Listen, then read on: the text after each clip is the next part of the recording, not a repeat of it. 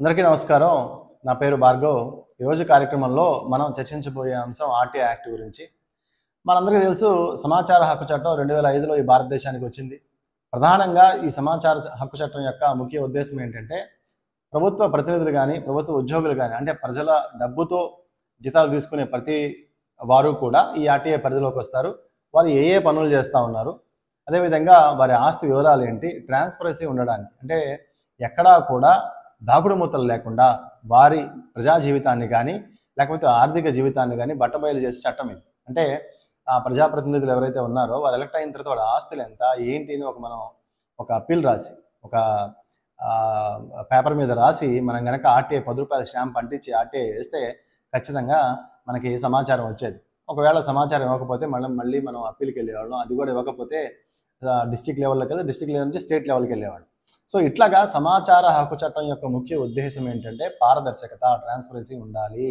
ప్రజాప్రతినిధులు కానీ, ప్రభుత్వ ఉద్యోగులు కానీ, ప్రభుత్వ ఉద్యోగంలో ఇప్పుడు ఎంత ఉంది, వాళ్ళ ఆస్తులు ఏంటి, వాళ్ళ అప్పులు ఏంటి, ఇలా అనేక రకాలుగా వారి వివరాలని ప్రజలకు తెలుసుకునే అవకాశం ఉండదు. ఎందుకంటే ప్రజల ట్యాక్స్ ద్వారానే ప్రభుత్వ ఉద్యోగులకు కానీ ప్రజాప్రతినిధులకు కానీ జీతాలు వస్తాయి. కాబట్టి ప్రజలు తమ వివరాలని, పూర్తి వివరాలని తెలుసుకునే అవసరం ఉండాలనే ఉద్దేశంతో 2005లో ఈ సమాచార హక్కు చట్టాన్ని తీసుకొచ్చింది ప్రభుత్వం, ఆనాటి ప్రభుత్వం. కానీ 2005 నుంచి వచ్చిన తర్వాత సమాజంలో చాలా మార్పులు ఈ ఆర్టీఐ చట్టం ద్వారా వచ్చినాయి. ఎందుకంటే చాలామందిని ఈ ఆర్టీఐ వేశారన్న అక్కసుతో చంపివేయడం కూడా జరిగింది. చాలామంది ఉద్యమకారులు అనేక ప్రభుత్వ ఉద్యోగుల మీద, ప్రజాప్రతినిధుల మీద మీ ఆస్తులు, అప్పులు ఎక్కడ ఉన్నాయి, ఏంటి అన్ని వివరాలు అడిగి పెద్ద ఎత్తున తమ గళాన్ని వినిపించారు. సో ఈ క్రమంలోనే వారిని ఎంతోమందిని చంపివేయడం జరిగింది. సో విజిల్ బ్లోవర్ యాక్ట్ రావాలి, ఈ ఆర్టీఐ ఆర్టీఐ యాక్టివిస్టులు ఎవరైతే ఉన్నారో వారందరికీ కూడా రక్షణ కల్పించాలని పెద్ద ఎత్తున ఉద్యమాలు జరిగినాయి. అయితే కేంద్ర ప్రభుత్వం తాజాగా ఒక చట్టంలో అమెండ్మెంట్ తీసుకొచ్చింది.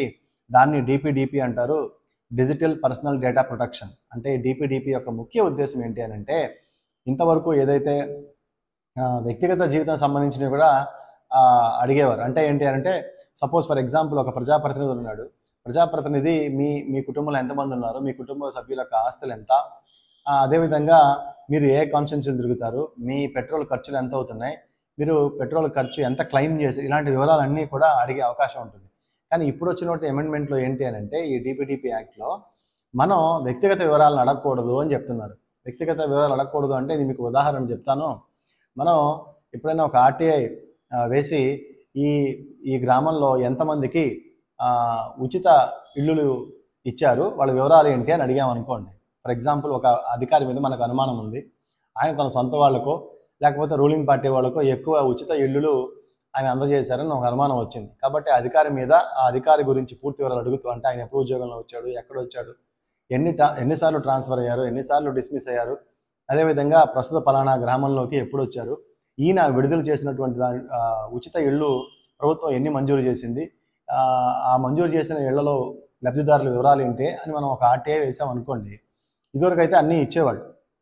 కానీ ఇప్పుడు ఏమంటున్నారు అంటే, ఇప్పుడు లబ్ధిదారుల వివరాలు పూర్తిగా మేము ఇవ్వలేము, ఎందుకంటే అది వ్యక్తిగత సమాచారము.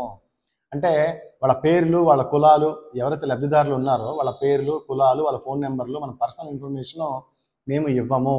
ఎందుకంటే ఇది ప్రైవసీకి ఇబ్బంది. సుప్రీంకోర్టు ఎన్నో రూలింగ్స్ ఇచ్చింది.